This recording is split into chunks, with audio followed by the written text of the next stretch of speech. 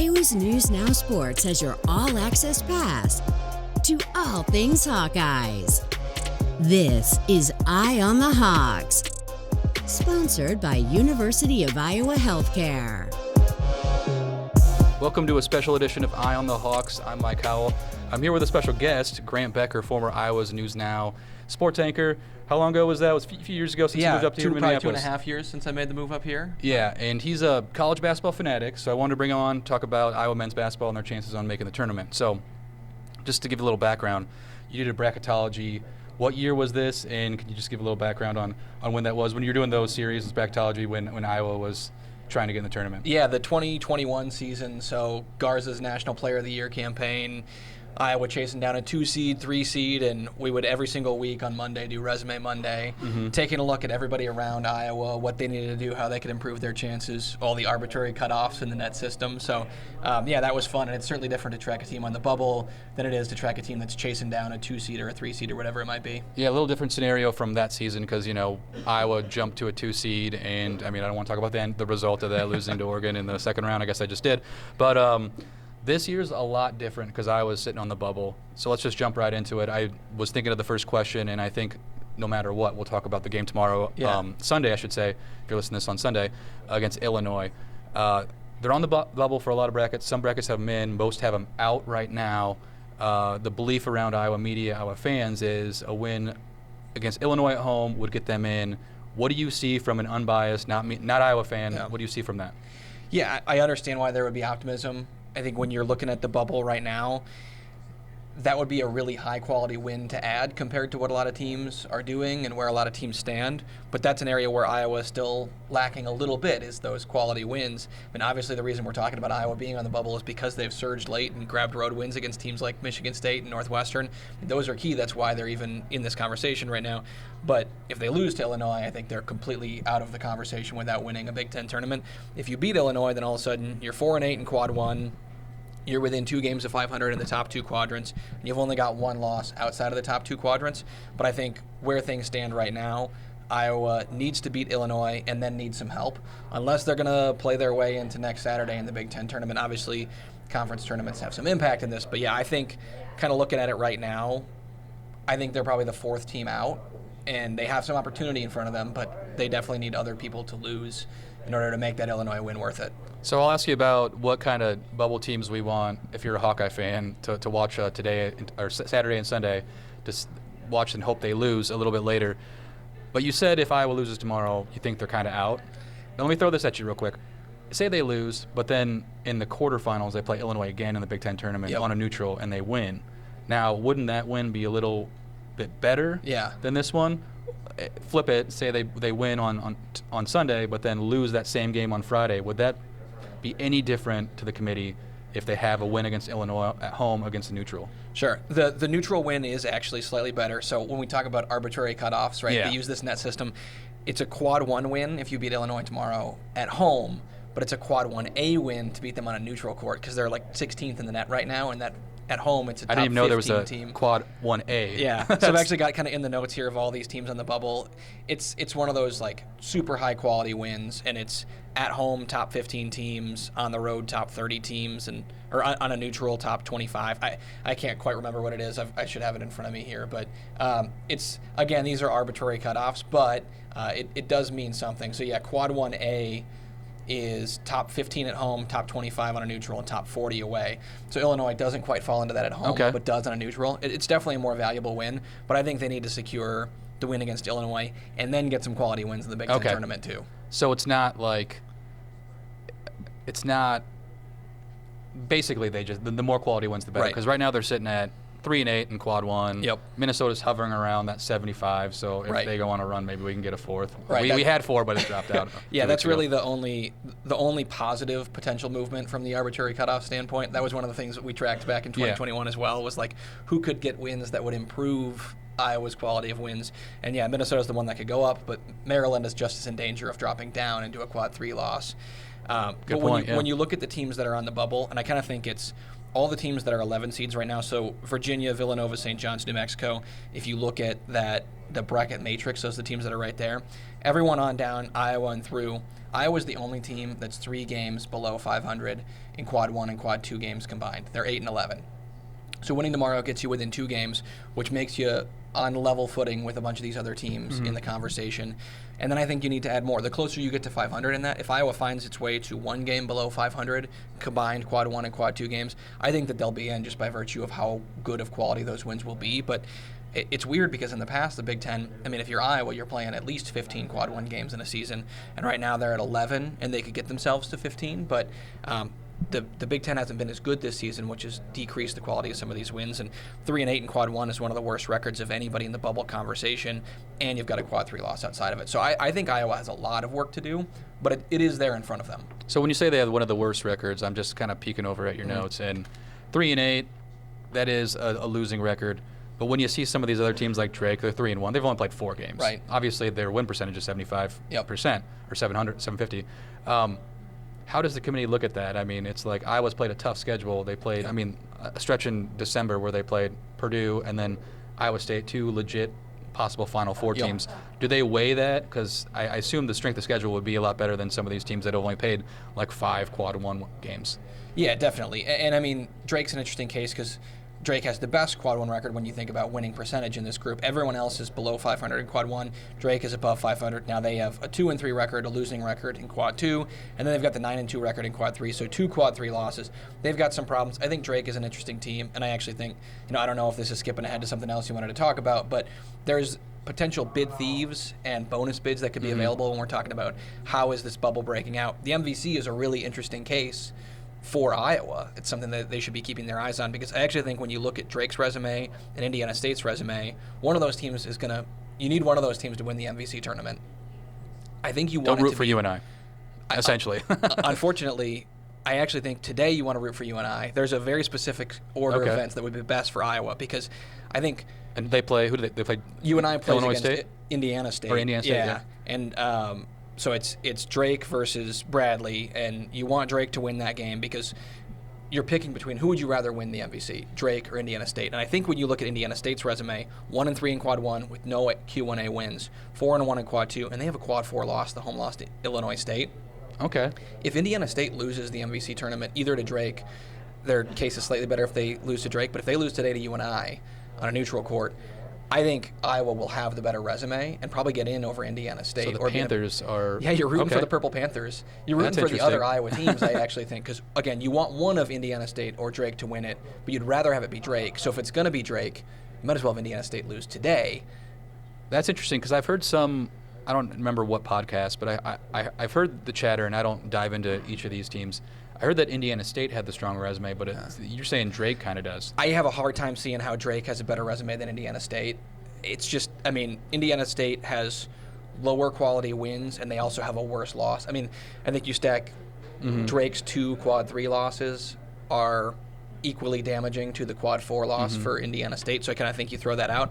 Then you're just comparing them Q1 to Q2, and I think Drake is better in those top 2 quadrants. But it's tricky with Drake because of the volume of high-quality games. And, I mean, 3-8 is definitely worse than 3-1. Yeah. I mean, the same number of wins in way less opportunities, but there's other areas where Iowa is better than Drake. And, strength of schedule is an interesting thing because no one wants to play against Drake. No one wants to play against James Madison. No one wants to play against Indiana State. Those teams have a hard time scheduling high-quality games, but the good thing if you're in Iowa is you don't have to worry about high-quality games. You still have a bunch in front of you. You can go and win some and just make it irrelevant. So, talking bid thieves, and this is kind of off my rundown, but whatever. We can go as long as we want.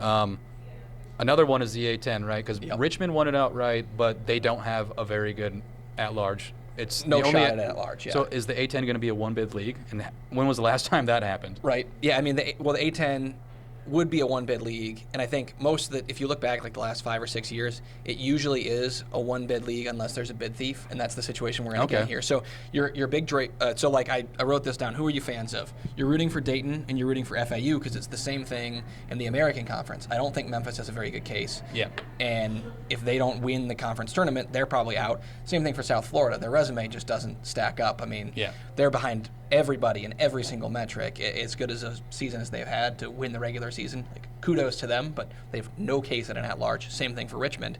So if Dayton and FAU win, it kind of frees up 2 bids when we're looking at this. And then if you're Iowa and you go from where the bracketologists have you right now is the 4th team out. If you can bring yourself up to the 2nd team out, and then Dayton and FAU win, and it's Drake who wins the MVC and James Madison who wins the Sun Belt, because App State is another team who won their conference but has no case at an at-large. And I think James Madison's going to get in if they win 30 games. So yeah, that's a lot of if wins. all those things play out correctly, that actually creates more space on the bubble for a team like Iowa. Instead of having to jump 4 or 5 teams, maybe now you only need to jump 2 or 3. Well, I don't think I have to convince any Iowa fans to root against Richmond after that Right. upset 5-12 in the bubble a few years ago. Yep. Okay, let's just say that Iowa does enough to get in to the tournament. They win at Illinois, and I don't know how the bracket and the Big Ten's going to stack out. What do you think their ceiling is seed-wise? Like, are they ceiling Dayton, or could they get an 11 outright and miss Dayton? Yeah, so I think because of the way that Iowa's metrics sit right now, none of Iowa's metrics prevent them from making the tournament or hold them out. But I think they're the kind of team that's going to get sent to Dayton. And it's really interesting because there's certain types of teams that get sent to Dayton, right? Where it's like, your metrics are so bad, but your resume is good, so we're going to send you to Dayton because we had to put you in, but you might be the worst team on paper that got an at-large bid. You go to Dayton. Or if you're a team like a Villanova or New Mexico, whose resume is terrible relative to your metrics, you get sent to Dayton. Mm-hmm. And I just think because of where Iowa is coming from, they're probably a likely candidate for Dayton. But I think if you're playing in the if your next loss is in the Big Ten semifinals to a Purdue, and I don't know the potential Big Ten bracket permutations, try and look that up. If they win out to a Purdue game and then lose to Purdue, well, then you're talking about 3 of your quad 1 losses, 3 of your 9 quad 1 losses being to the number 1 overall seed in the tournament. Well, that's not really a problem. Those losses don't really hurt you very bad at all. And at that point, I think, yeah, you probably are potentially a solid 11 seed who's actually the last bye. Yeah, I think that's interesting, but I do think, regardless, this is a year where Iowa was predicted to be 9th in the Big Ten. The Big Ten's down. There's only like 2 ranked teams, I believe, right now. I think just getting in the tournament, Hawkeye fans would be happy about that. 1, 2, 3, 4, 5, 6. I think the fact that Fran has got this team into a position where they can probably win 2 or 3 more games and get themselves in the tournament, even if they don't quite get it done, even if Iowa winds up being the 4th team out on Selection Sunday. I think this has been a really good coaching job by Fran, and I would be pretty encouraged, considering the run of players that have left over the last 4 or 5 years from this program, to still be in this position. I mean, you're talking about Iowa has been operating at a top 5 level in the Big Ten of any program over the last 6 years. That's really impressive. I mean, I think we had some discussions when Fran got the contract extension back in that Garza season, like, what might this look like after Luka leaves? And I think you have to be pretty pleased with everything that's come after that. And yeah, maybe they missed the tournament this year, but we're now talking about the standard at Iowa it's kind of a disappointing season if you don't make the tournament. Yeah, I was just going to say, I think even though you can sit back and say it was an encouraging season, a lot of fans, especially when the women are like 3rd ranked in the country, the NIT round Carver would be kind of empty, I believe. Yep. Right now they sit at 6th place. Believe it or not, they have a chance to get a double bye still if they win tomorrow, which I think if you had told me 2 weeks ago, I would have laughed in your face. So that I'm not going to go through and see who they'd play, but it'd be around a Minnesota and Indiana, Ohio State, Penn State deal. But likely in the quarters. If you don't quite get the double bye, it might actually be best case scenario. It'd be the 5th seed. Grab a quad 2 win, get yourself into a quarterfinal matchup against a team that would be a quad 1 win, like a Wisconsin or a Northwestern, and then you can grab a quad 2, a quad 1 win, and get yourself into the semifinals and play against one of those big boys where a loss doesn't really hurt you, and a win pretty much guarantees you a spot in the tournament. I think the 5th seed might actually be the ideal scenario. That's interesting, and yeah, I was hoping for a 4th seed, but I think you just convinced me to go to I hope they play on Thursday night. Okay, so this is a wild hypothetical. Say Iowa goes and wins the Big Ten tournament next week. I don't see that happening. I don't see anyone but Purdue, maybe Illinois. They gave them a good go-around twice. What kind of seed are they looking at with a Big Ten tournament championship? That's a really good question. Kind of looking at the bracket matrix right now, Michigan State is the last 9 seed, and then Nebraska is the next 10 seed. And I think it's interesting to look at where those other Big Ten teams are, because at that point you'd be talking about you're kind of surpassing them, and it's not like Iowa's non-conference was wildly unimpressive or anything. It wasn't quite what you needed to put yourselves in a major, conversation for being ranked or being a tournament team coming into the Big Ten play. But if you win the Big Ten tournament, I think you could rise as high as where Michigan State or Nebraska are. And yeah, I mean, I guess it's entirely possible that like a 9 seed would be on the table, maybe the last 9 seed, but I think probably most likely a 10. But yeah, I guess a 9 seed is not out of the question. I mean, you're beating Purdue and Illinois. Yeah. Probably that's 3 quad 1A wins that you're adding to your resume at that point in time. That's interesting conversation, because when you say that, I think as a fan, say, and you're a Marquette fan, full disclosure, would you rather be an 8 or 9 seed or an 11 seed? Because I think I'd rather be an 11 seed and avoid one of those 3 teams who are. If your goal is to make the Sweet 16 and end that drought, I think being an 11 seed is the ideal scenario. So don't win the Big Ten tournament. Not that anyone thinks we're trying to really to. thread a needle here, right? Yeah. Make sure UNI beats Indiana State today, but also that they don't win the MVC tournament. Make sure you get a 5 seed, but don't win the Big Ten tournament. Yeah, I mean, there's a lot of needles to thread. Ultimately, at the end of the day, you just want to be in the tournament. I think unlikely that you get all the way up to the 9, but winning the Big Ten tournament and being a 10 seed, all of a sudden, I mean, you're looking at it, the 7 seeds are pretty playable, right? I mean, are you super scared of playing Utah State or Nevada? They're quality teams. But I would love to play Nevada. That's where. Wait, am I right? Is that where Steve Alford coaches? Oh yeah, you're correct. Oh my God, that would be amazing. That would actually be really intriguing. That's one of the things too when you're looking at the potential Dayton matchups and some of the 7-10s. There are fascinating games in here. I mean, right now I think St. John's and New Mexico are extremely likely to be in the first 4. And I never really care about the first 4 games. I don't find them particularly intriguing. When Drake played a couple years ago, I thought that was a good story, and I enjoyed watching that game. But talking to Patino versus Patino in the first 4. Wow. And they do that the committee would pair them together. You would have to. I mean, it would be negligent not to. I mean, Virginia, Villanova, 2 of the all-time great coaches if they link up together. 2 teams who won national titles in the last decade. Or wait, did one of them retire? Jay Wright retired. Okay, my bad. But there's a lot of Tony Bennett could retire talk going on right now too. So I think these are. I mean, we always talk, the bubble's terrible. The bubble's terrible. It's not. The bubble is not terrible. One of the rare years, I guess. If you watch Iowa play basketball, they don't look like a bubble team from the last 5 years. So that's another one thing I wanted to touch into before we wrap up. You're a big fan of Bart Torvik, right? I am. I love Torvik. It's a great website. All right. Since February 17th, which admittedly I cherry-picked this stat, and I said our last podcast is the day Iowa beat Wisconsin. In overtime, they are ranked 16th in the country, 6th in offense, but 142 in defense. But that 142 has been the highest they've been ranked all year. So, take that with a grain of salt. This is one of the teams that is playing the best right now. You hear that a lot, and it's against some of their toughest stretch of the season. So I guess is that surprising to you, or what do you see from this Iowa team that? It's not terribly shocking to me. It's a relatively young and inexperienced team, and even some of your more experienced players are guys who've transferred in from lower leagues, and so getting up to speed, it makes a lot of sense from Fran did a good job coaching and developing these guys. They're playing their best basketball this season. Unfortunately, last 10 games doesn't matter. That used to be a metric on the team sheet that they would consider for bracketology. It's not there anymore, but the good news is that if you are playing your best, it gives you the best chance to beat a team like Illinois, and frankly, I bet if you look at Illinois' Torvik over that time, they look almost identical. I bet you they're a top 15 team in offense and 150th on defense, because that's kind of how they've been playing basketball lately too. Phenomenal offense, extremely questionable defense, which I think that information does not surprise me. And it sounds a lot like a classic Fran team. Now, when you talk classic Fran team, we talked about this on our podcast last week, but I didn't have the answers. You watch more college basketball than me. Why does Iowa always have a subpar defense? Is that just the players he grabs and the kind of the philosophy of his team and offense and stuff like that? Or do you have any theories?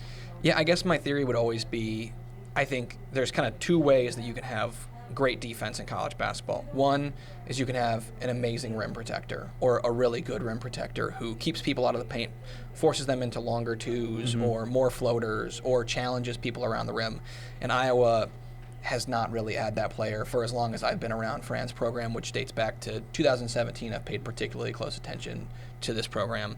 Or you can have a series of really good ball pressure type of guards, because in college basketball, there aren't a lot of shot creators, right? And so if you can have a great defender on the person who's creating shots for the other team, you can stifle their offense. Or if you make it very hard to get to the rim, you can stifle their offense. And Iowa has not had that rim protector or the volume of guards or defensive wings to cover those players. There have been good individual defenders like Joe Toussaint, and I think Joe Wieskamp was actually a pretty good defender. And on this team, I think Tony Perkins is the kind of guy you would expect to do it. But you got to have 3 of those players. Yeah. Or a great rim protector, and they just haven't had that. But Iowa's bigs have been a huge part of why they're so good offensively. And so to some degree, if you look around the country, there's maybe 10 great two-way bigs in college basketball in a given season, and they just haven't had one of those guys. That makes a lot of sense when you look at it, and maybe Owen Freeman can develop into that, but I don't know. He's very skilled on the offensive end too, gets in foul trouble on defense a lot. So he's only a freshman though, so maybe we can see more in the coming years. But that's super promising freshman. Yeah. But if you want to watch some solid defense, Hawkeye fans, you should tune into an Iowa State or Houston game. That's the kind of ball pressure, those guards.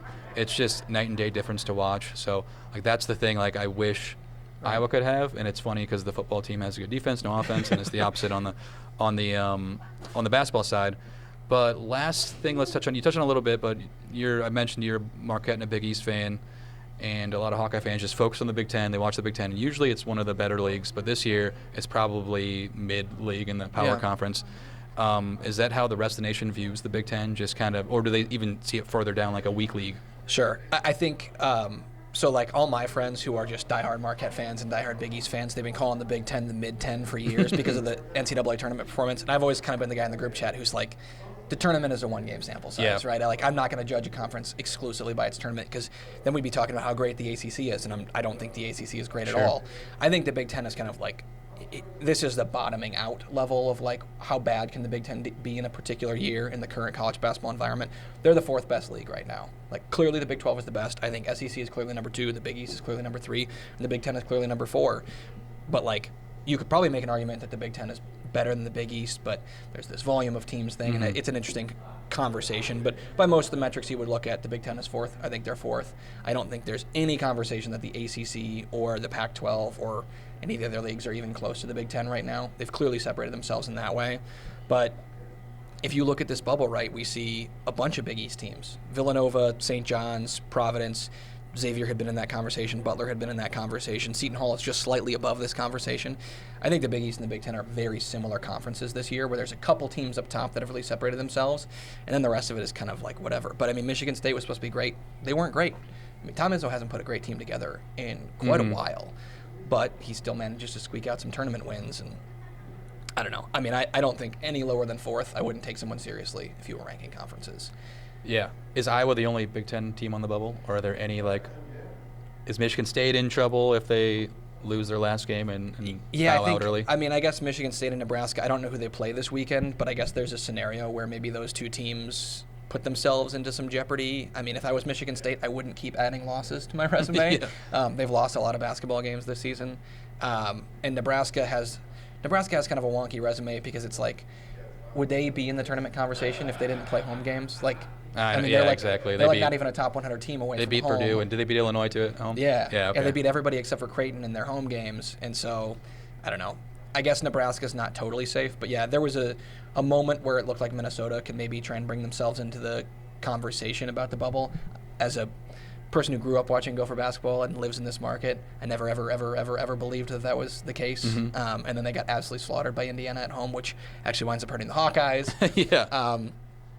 But yeah, I think it's been kind of a weird year. I thought Ohio State was going to be a top 25 team all season, and they've showed flashes, but came unglued. But yeah, that would be the other team I would say that kind of pushed themselves into the conversation. And if they made a run to the Big Ten title game, they might actually force themselves into this. But I think when you're looking at bracketology, I see the last 4 in for most people is Virginia, Villanova, St. John's, New Mexico. I agree. And then the next 5 teams are the teams that are relevant to me: Providence, Drake, Utah, Iowa, and technically Pitt is in that conversation too, but they don't have much left in front of them in terms of quality.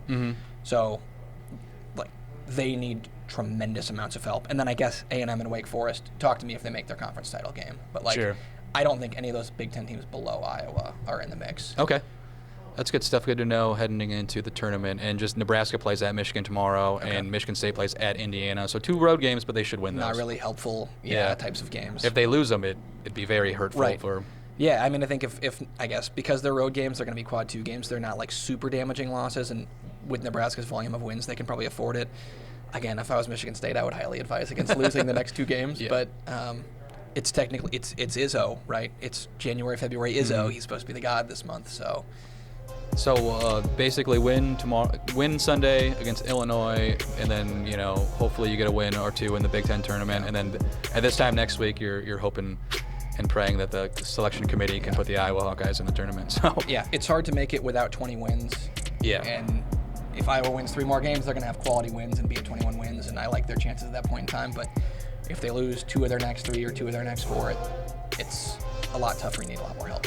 Okay, well, Grant, thanks for joining the pod on this Saturday. I'm in Minneapolis for the Women's Big Ten Tournament, so we'll probably see you later tonight after the Iowa game ends. So, yeah, for Mike Howell, this is Grant Becker. Thanks for joining me again. Yeah.